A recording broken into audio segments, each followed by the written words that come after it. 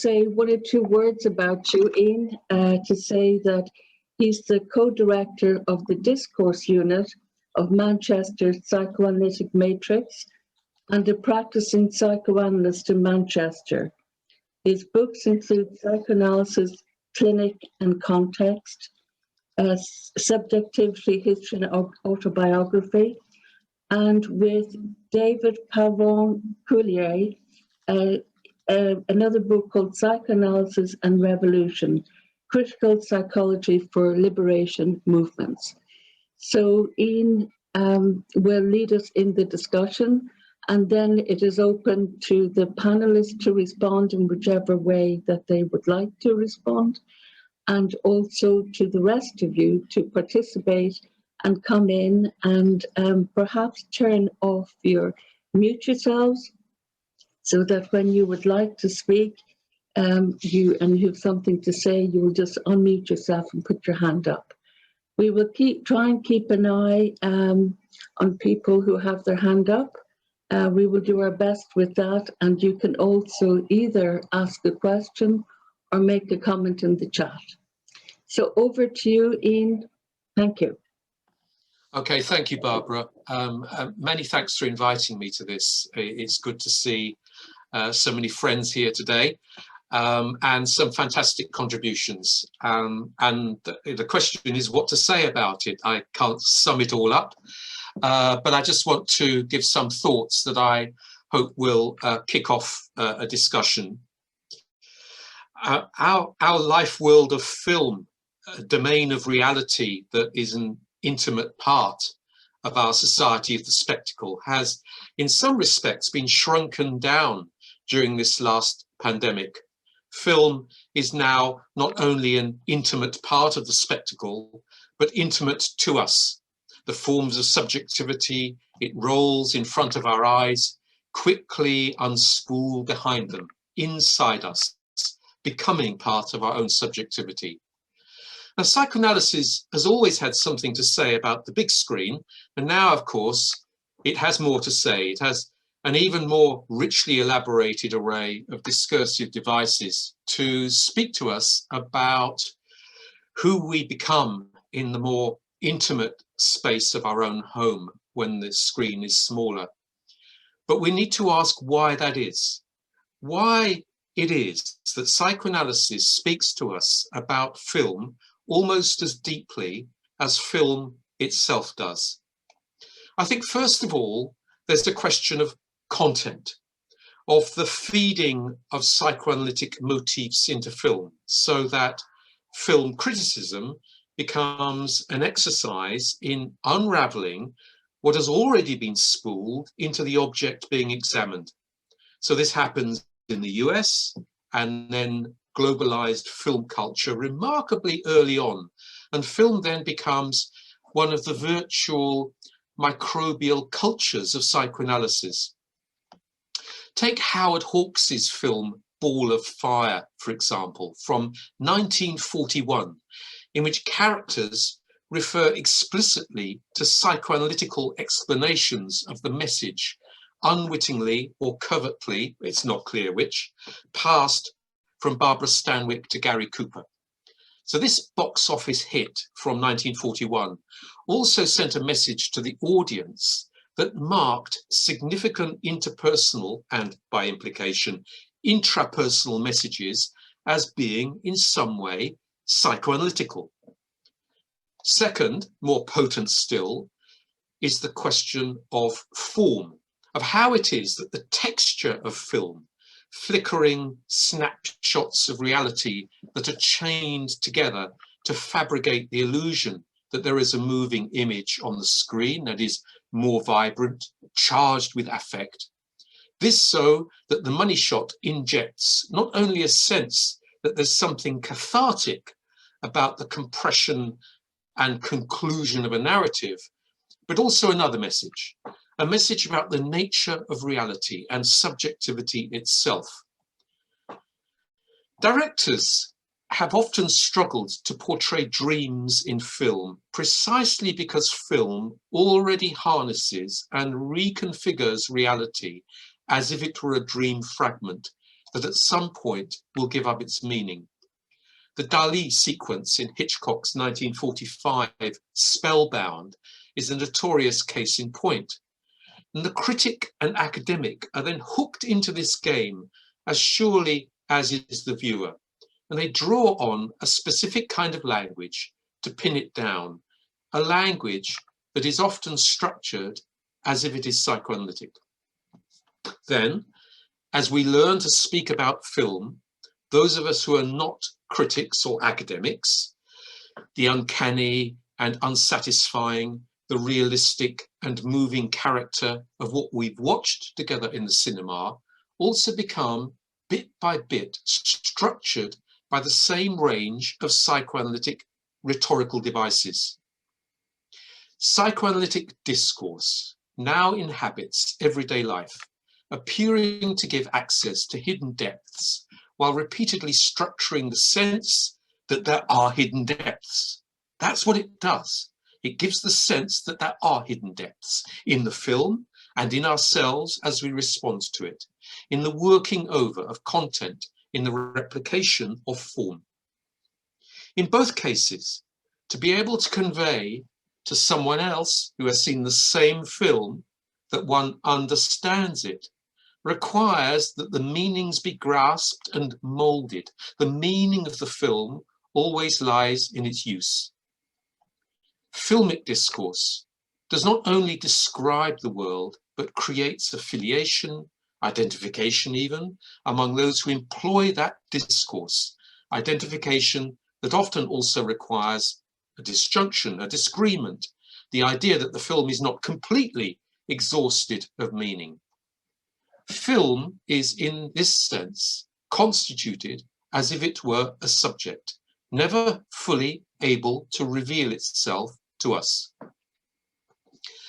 Now, one of the effects of the streaming into the home of film and of the blurring of boundaries between cinema and television is that this enigmatic and inexhaustible character of the filmic narrative is intensified.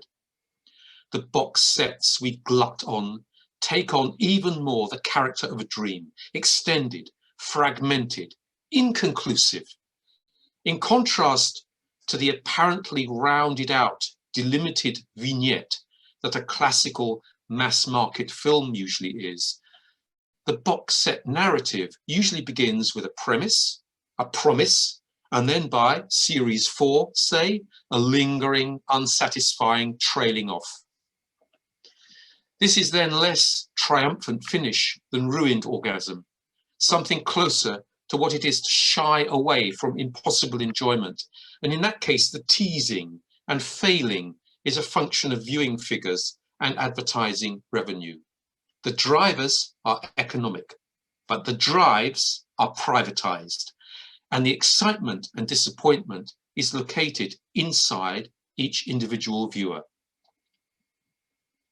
The time compression and sense of personal control of what streaming into the home brings are new questions for psychoanalysis, or rather, an intensification of the old questions about how we're positioned as subjects in relation to a symbolic medium that seems to express what we want while impressing on us a complex, contradictory series of wants from somewhere beyond us. Now it is as if the other is with us inside our homes, asking us what we want while instructing us about the permissible parameters of what we can want and tantalizing us about the prospect of there being something more. It was thus ever, but now in the context of the pandemic, the small screen reminds us that there is a big screen to which we might one day return. This is what looping is, with psychoanalysis as one of the looping effects of film and television, and now the more intensely privatized experience of streaming the moving image into our own homes. Psychoanalysis is very well able to comment on what is happening here precisely because it is woven into the phenomenon itself. A looping effect is a particular kind of feedback in which we're subjectively implicated in what is described, such that what we describe to ourselves becomes the stuff of our subjectivity. In the case of psychoanalysis, this looping is tantalizingly incomplete. It must be so for psychoanalysis to work, for it activates the discourse and the experience of there being something unsaid, something unconscious. One of the indications that the psychoanalytic looping effect is at work is when phenomena specific to the clinic, specific to the strange artificial relationship between analyst and analysand, spill out into everyday life. Then we resonate with them on screen because we assume that what we see resonates with the kind of beings we are. I just want to say a little bit about the papers, because that's what Carol asked me to do, but I'll do this very briefly so that we have more time in the panel for us all to reflect on this. I was impressed in the first session that Robert Kilroy pointed out that psychoanalysis is indeed woven into the phenomenon it studies. Yes, I think that's quite right, and in tune with what I'm arguing here. And so that means that we always need to remember that in these films, we're watching representations. So for example, the first paper by Jameson and Patricia was really interesting. And I thought it was great to show the embedding in context, in the context of Black Lives Matter with the Spike Lee clip, which was very moving. But if we look at the clips that they showed from the other films of The Pieces of Woman and the Todd Haynes clip from Safe. Safe is a very scary film. They raise questions about where the ideas come from that they're putting to work as they analyze the films. So, for example, Todd Haynes knows psychoanalysis very, very well. In 2018, it was announced that Todd Haynes was due to produce a new miniseries on Freud for Amazon. So it's not surprising that you should have psychoanalytic motifs appearing in the film. And I don't think that, we should think of ourselves as being incredibly clever in being able to dig them out again. In many cases, those motifs have been put into the film. Hitchcock is a very good case example here, where Hitchcock and his screenwriters were very interested in psychoanalysis, and they were using the films as among other things, to advertise a psychoanalytic notion of subjectivity. So I think we need to take seriously how this psychoanalysis has been woven into culture. I thought the paper by Miles raised this question as well in talking about crying. I was reminded of Tom Lutz's book, Crying, The Natural and Cultural History of Tears, where Tom Lutz shows that in the French court, there came a point where men who didn't usually cry were inducted into a new practice of showing their hidden deep selves by crying. There's something in the production of subjectivity, the production of something interior, that then becomes one of the conditions of possibility for psychoanalysis itself. So crying isn't something that naturally and universally reveals something about our internal selves, but is itself a performance. It's something that fabricates and impresses on others the idea that there is something emotional as a core inside us that is being released. In the panel discussion, Carol and Eve drew attention to the denigrating stigma of psychoanalysis on screen, on the big screen and the small screen. And one great example, I think, that we could have discussed would be the program In Treatment, originally an Israeli series, which was then remade in the English language. And it's a series that's analysed in detail in a book, unfortunately only published in French, hasn't been translated into English, called Lost in Therapy by Clotilde Leguil, a Millerian analyst, but who shows how Gabriel Byrne in treatment is making all of the mistakes that a bad analyst would make, caught in the line of the imaginary all the time. A very good example of the bad practice that we often see in representations of film.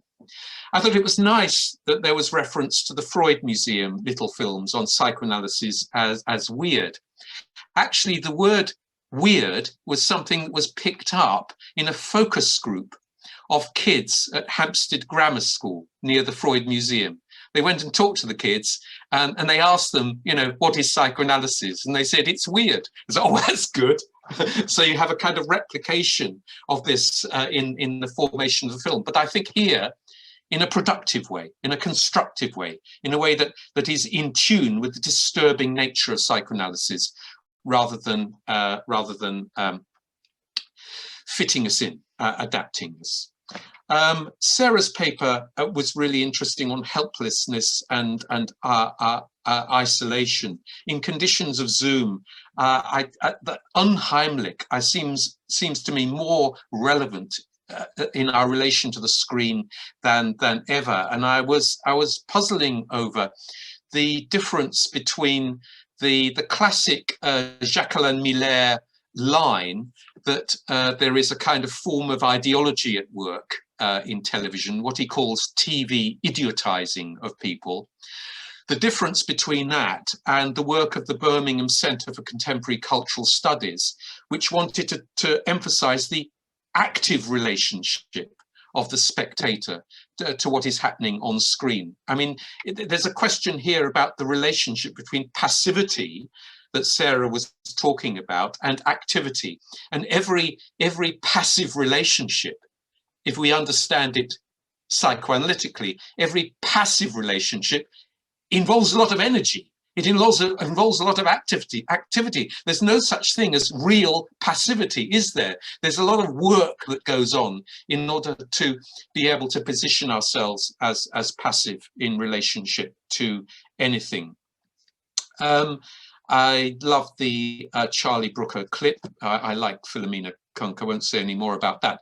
I thought the Don Kunz and Anahita Shadkam paper was really curious and thought-provoking. And I think it shows us something of the nature of the scam today in culture, in the society of the spectacle, as a conspiratorial motif that is not the kind of conspiracy that is used by the anti-lockdown people, for example, who think that children are being kidnapped and buried under pizza parlors, or the old kind of conspiracy theories where it's the Illuminati or the Jews or some other group that are pulling the strings behind the screens, but something about the nature of conspiracy that is structured into the nature of the symbolic itself. And I think that Lacan is coming into psychoanalysis with that paranoid notion of the symbolic as something that manipulates us and makes us feel uneasy and anxious. So it was very, very interesting ideas there. We had lots of great clips during the afternoon. I have one example that I'd like to bring briefly myself, which is episode 3 of the 2015 mini-series Mr. Robot. Mr. Robot, played by Christian Slater, masterfully incites and manipulates what we might quite understandably take to be transference to him on the part of Elliot Alderson, the neurotic hacker played by Rami Malek. So Mr. Robot, the master, goads Elliot about his relationship with his father and repeatedly interprets this failed relationship as also concerning him. Yeah? Concerning him. So he thereby structures the choices that Elliot must make, not so much as the way in, but as the way out of his prison. So that means that Elliot must choose to work with Mr. Robot.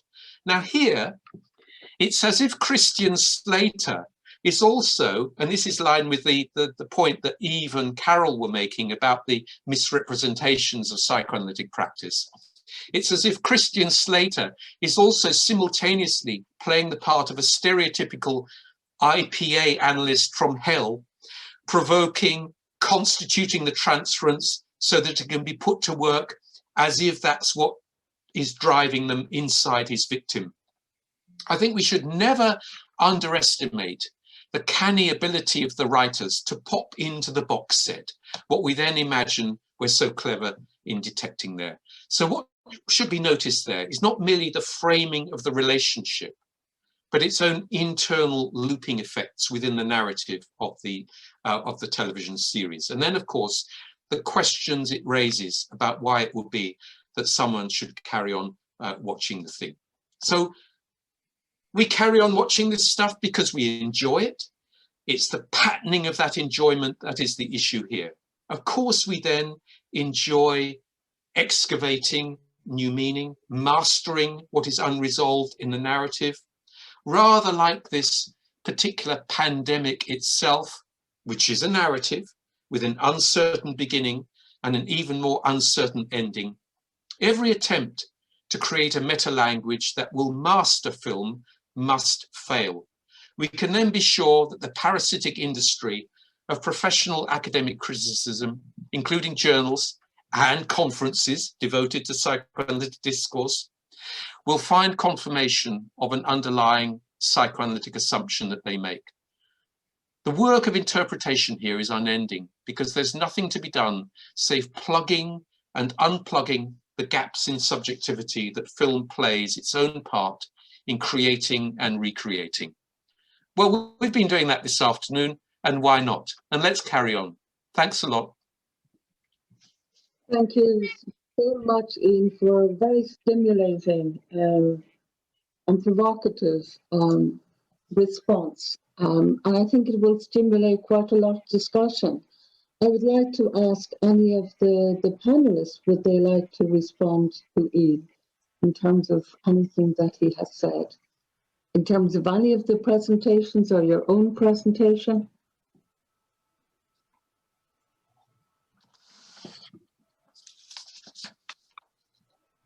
What's stirring? I will probably say something. And thanks so much, Ian. Wow, what a fantastic job of just bringing everything together and bringing out the just really cool points that were raised during the afternoon. I've heard you talk before about how psychoanalysis reproduces what it criticizes, maybe just in different fields. So this is the first time I've heard you kind of talk about it in terms of film and TV.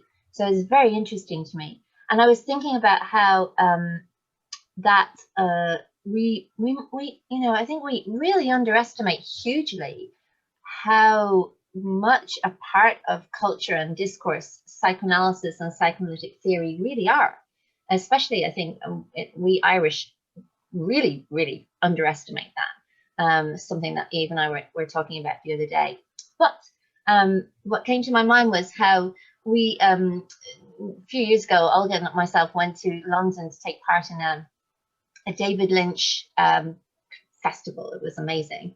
And one of the things that we were kind of talking about, something I ended up talking about actually as part of my paper, was about how David Lynch becomes such a part of culture that people make references to David Lynch films and David Lynch metaphors and so on. Maybe even people who haven't even seen David Lynch films. But the same idea of they mean something. There is a meaning, and it's a correct meaning, and that this is the meaning that has to be preserved and brought out. And in fact, it's not open for interpretation. And this is why, all the more important that we continue to, investigate our own sort of knowledge claims as critics of things, fields that make use of psychoanalysis, and that we're not always at the same time reproducing and even kind of sedimenting psychoanalysis as something which itself cannot be, let's say, open to interpretation. So thank you for that.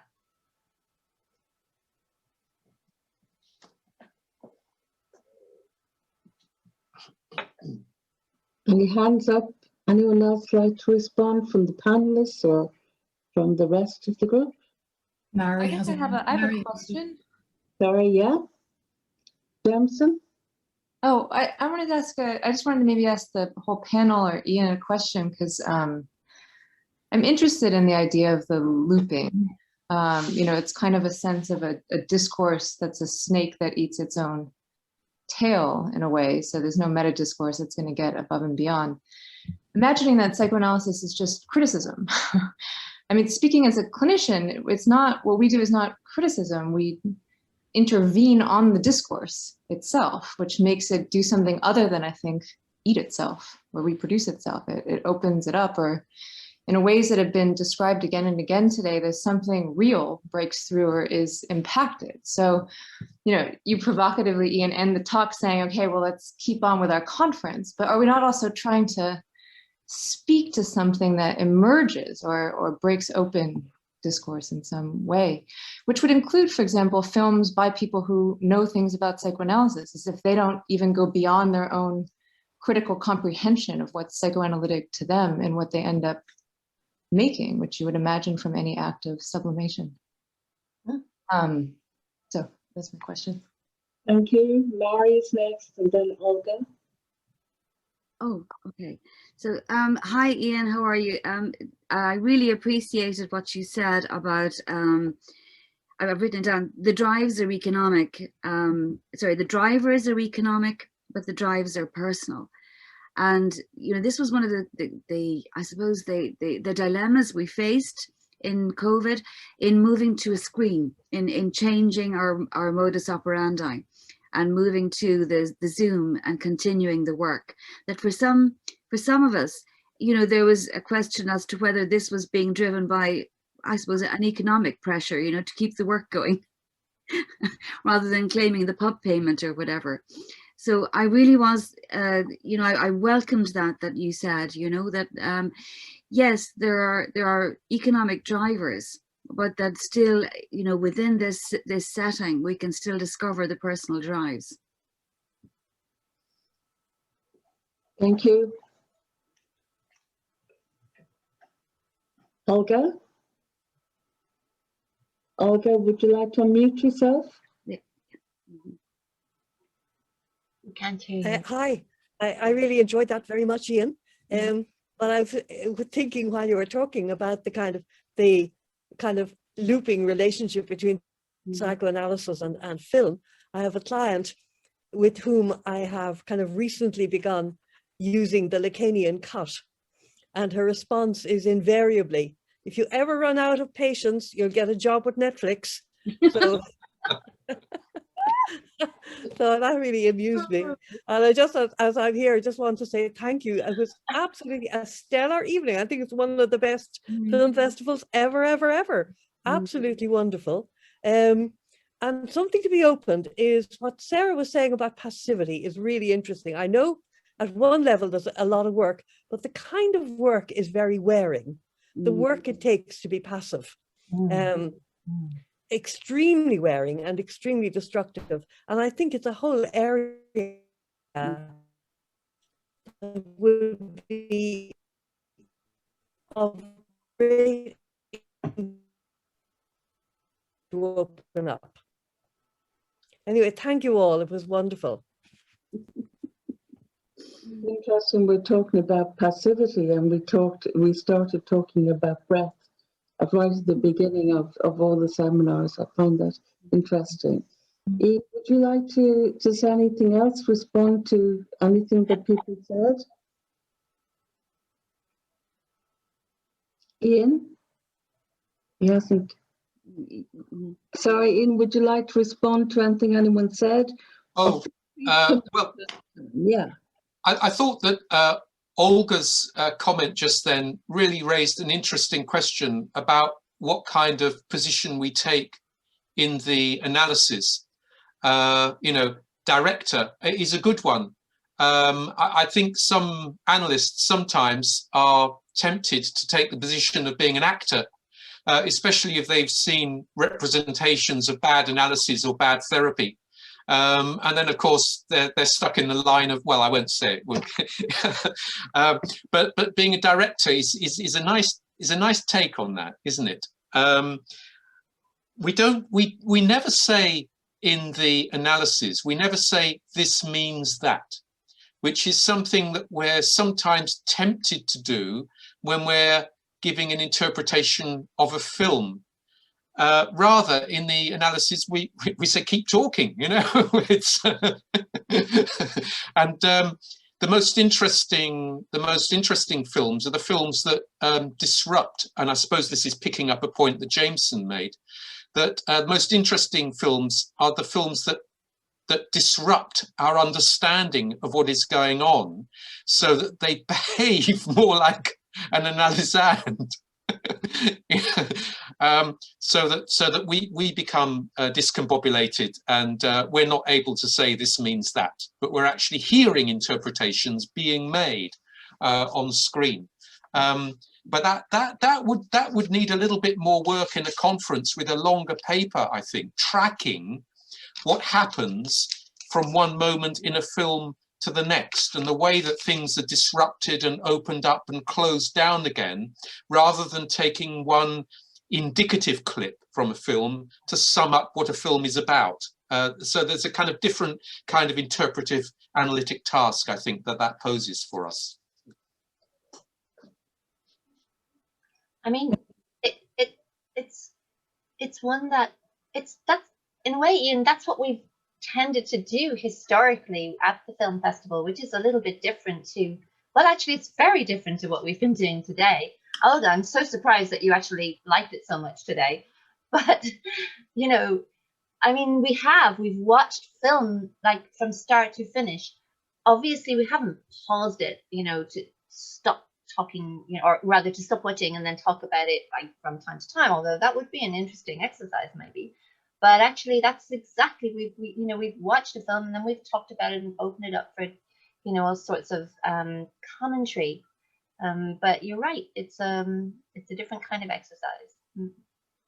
It was interesting, if I just come in there, why we actually couldn't do that on Zoom, because technically we can.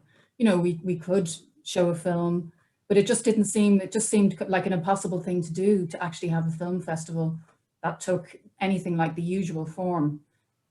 Partly because it's exhausting, you know, as well, with the screen, and you're not in the same room as people, and you're lacking all of the libidinal, you know, contact with people. But just a point on passivity, it's really, really obvious, I think, but when we're watching a movie, we're not speaking, we're just sitting, you know, generally we're just sitting there. The body is kind of static, you know. I suppose when we're speaking, the body could be static as well, but there's kind of there's a different, you know, there's some sort of movement. We're actually active, we're engaging in some way. So yeah, there's just a very obvious form of passivity for the body there, I think.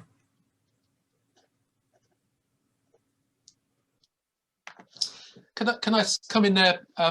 Maybe it's something to do with the context in which we watch a film, because I was thinking, you know, when I used to go to films in Manchester, you know, we used to expect that people be quiet and sit passively and watch the film, and that was the case in the art house cinema, the corner house in the centre of Manchester.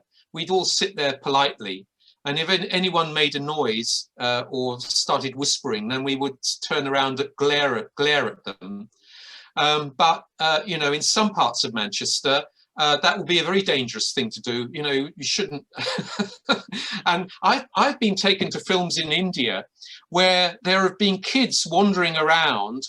People have been chatting to each other, eating their meals. A woman next to me was ordering shoes on the internet during the film. You know, there's a quite different relationship to film. So a film festival is configured as a cultural event of some kind, which already reflects the cultural practices, dominant cultural practices in watching the film. It would be very different if we were all sitting around chatting and laughing and kind of listening to the odd line here and there, wouldn't it? That would be a very different film festival. I wonder where that could happen. I see a comment from Pauline Toomey in the chat. We can be traumatized by being passive. Pauline, would you like to say anything? More? Sorry, I wasn't expecting to speak. It's No.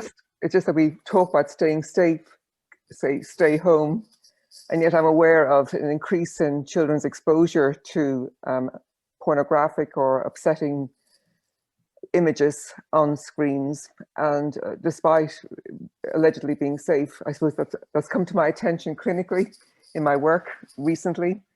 And just the idea that sitting passively in the cinema, I think something can be being done to us. It's intruding on us. So it's not and impacting on us. So I just wanted to add that in just for consideration. Thank you. Thank you.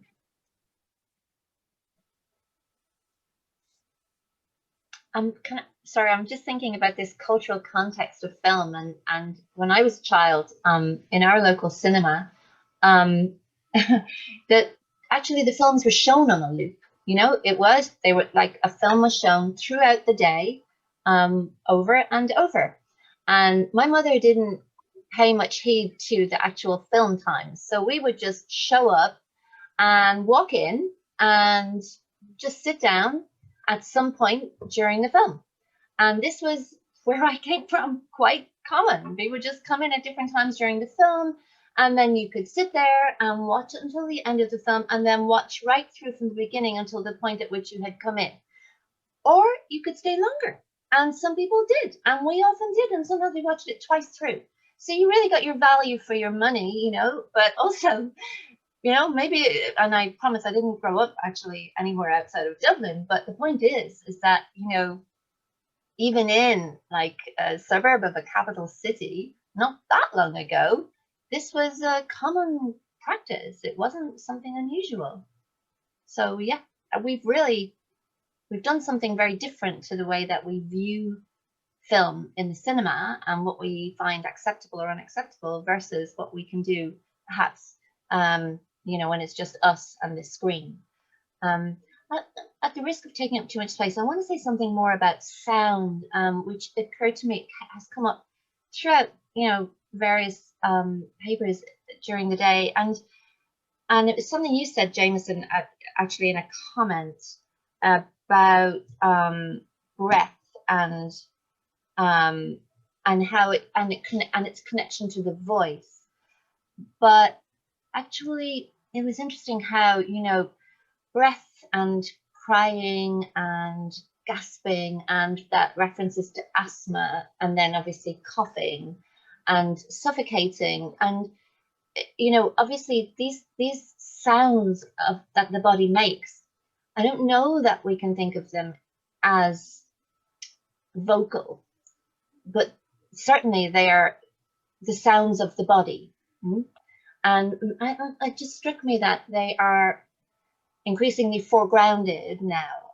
We cannot but hear them in a different way than I think we have done before.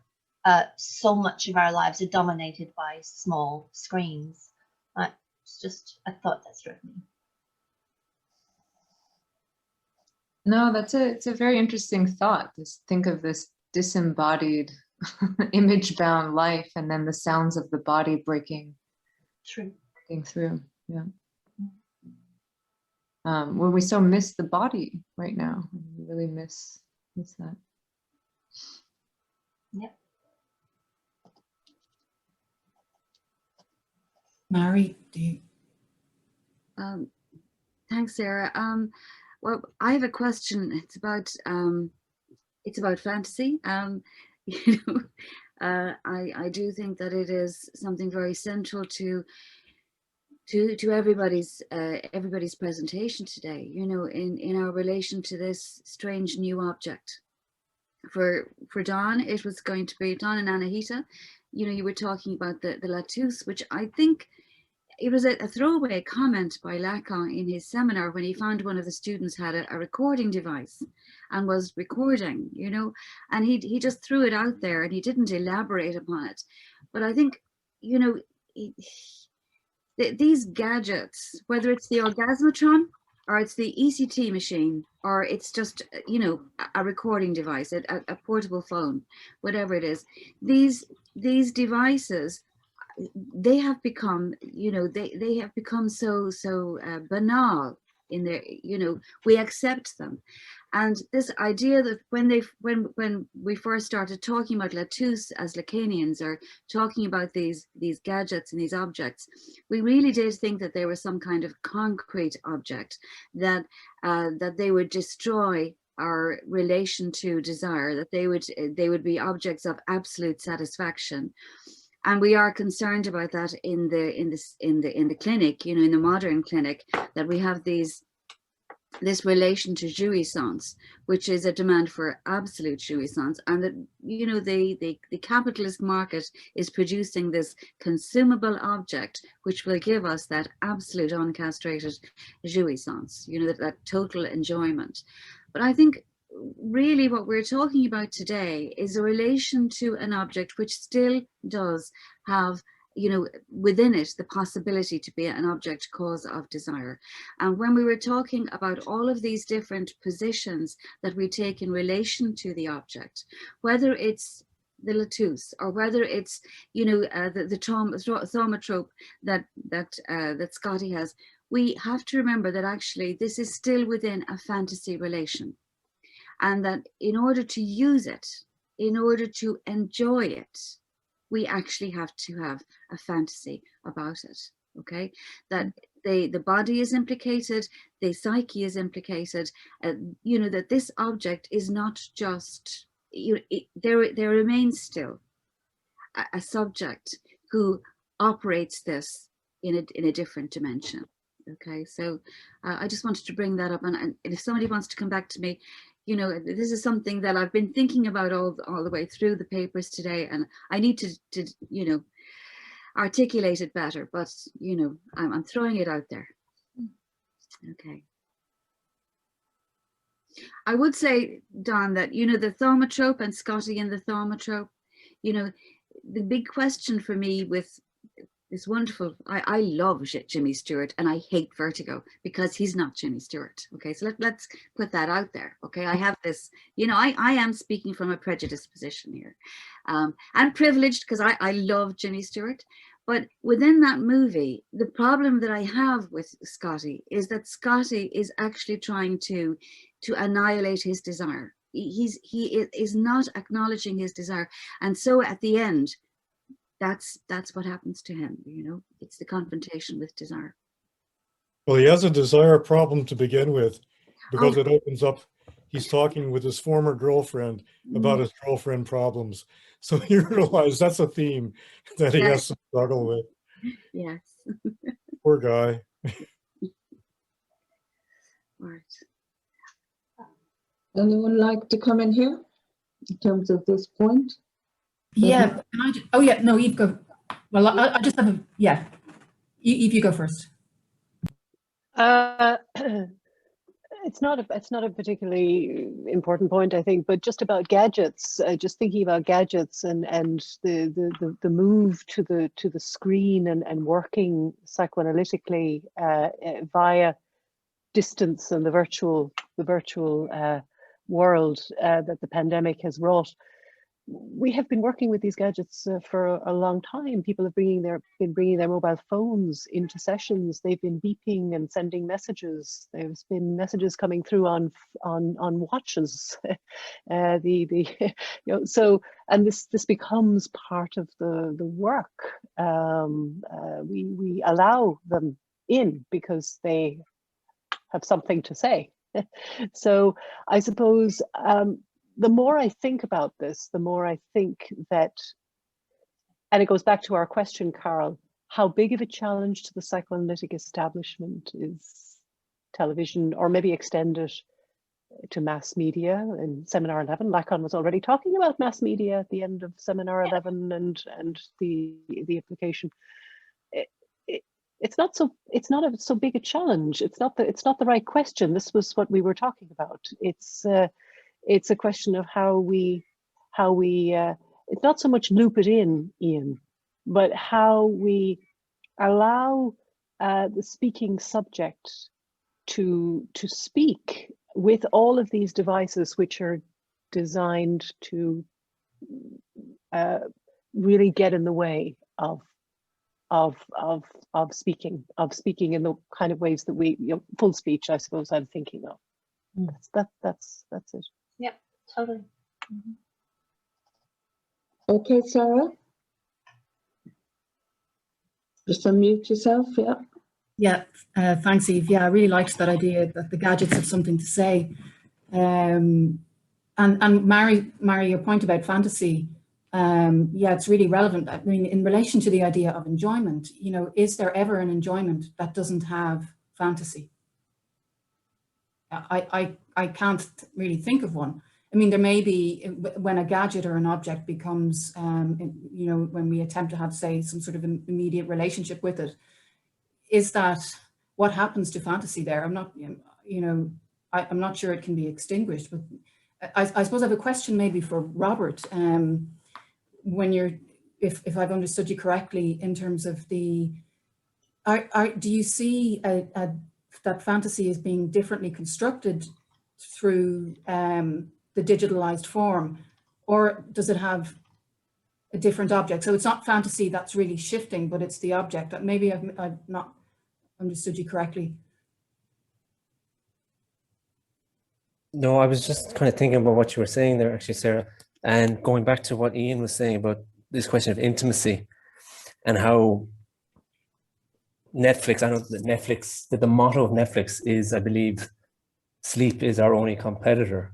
So this idea that they've already inscribed some type of new form of enjoyment that isn't necessarily engaging in fantasy as you describe it, but they have in some way, I think, figured out, and these gadgets have for a long time, as Eve was saying, they've monopolized the object cause, the tactile nature of the gadget itself, in a way, is a type of limitation that drives a sense of jouissance and almost a circularity that doesn't necessarily lead to fantasy. I don't know, I'm just kind of talking out loud, but I wonder if these products have placed us in a position of constant enjoyment. At the moment, we're in this relationship of intimacy, which is almost it's an over proximity to the object. I mean, I think you referenced smart TVs. My experience of smart TVs, it's never smart. It's always, you get up, you have to fix something, you have to touch something, you have to move some remote control. And we have this, I think at the moment, we have this type of, it's real in the sense that we're too intimate with the gadget. But at the same time, I think there is some type of non-phantasmatic space where it's a constant enjoyment of the limit, production of jouissance, as Ian said, dissatisfaction with the narrative that we're watching as we're looping this content, which Netflix is quite aware of. And then we go to sleep and we're in this type of, I guess it's a drive without an object. It's a desire for the void. I don't know if that answers your question, yeah, but I think it's kind of a constant, as Zizek says, it's like the boomerang that you throw that just comes back and there's no object. The lure of the screen leaves us dissatisfied, possibly. Yeah, without overlooking the physicality of the screen itself and its role as a, and I go back to the smartphone as the key element here. The smartphone is a tactile object that we need to touch. It's not just a digital device that we are positioned at a distance from. We need to engage with it. And the genius of Steve Jobs is that he understood this, I think. The design features are just as important as the fact that it gets bigger and bigger and more physical. I don't know, I just thought that intimacy idea is really interesting from Ian. I had never thought about it becoming accelerated, the effect. Okay, so I'd like to hand it over to Carol now, just to thank everyone. And thank you so much for your participation in this plenary. Carol. Thank you, Barbara, and thank you, everyone. I know it's been a really long gig, and trust me, it's normally much longer and involves a lot more catering and sandwich making and all sorts of other things, and cleaning up cheese and olives off the floor afterwards. But this has been long in its own way, and I'm just really grateful, and I know that I'm speaking on behalf of the Film Festival team when I say this, that we're just so grateful for you for hanging on in there and for staying cheerful and energetic and lively and engaged. And yeah, look, thank you so much to Patricia and Jameson. Thank you to Robert and Miles. It's been a real pleasure to meet and put faces to some of these names that I haven't met. And also then to Eve. I know, and Eve was very busy today already, and then Patricia had to run off as well, of course. And to Sarah. And I also want to say a huge thanks to Sarah, who has handled all of the technical aspect of today's show. So thank you so much. And finally to Don and Anahita for a very challenging but really provocative presentation.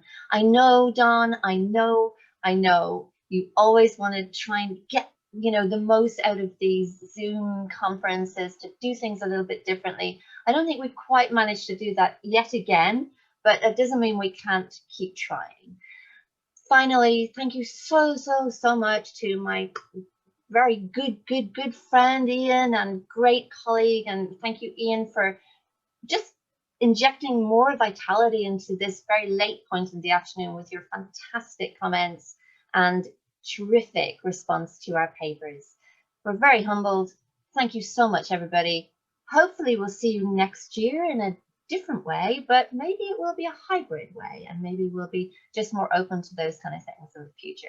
Thanks a million. Bye. Thanks to everybody. Big thanks, Ian and Carol. Thank you. And Sarah, Thanks, everyone. Mary. Thank you. Lovely. Jemison, lovely to see you. Don. Robert, lovely to meet you. Thanks. Yeah, you too. Corresponded Thanks. with you.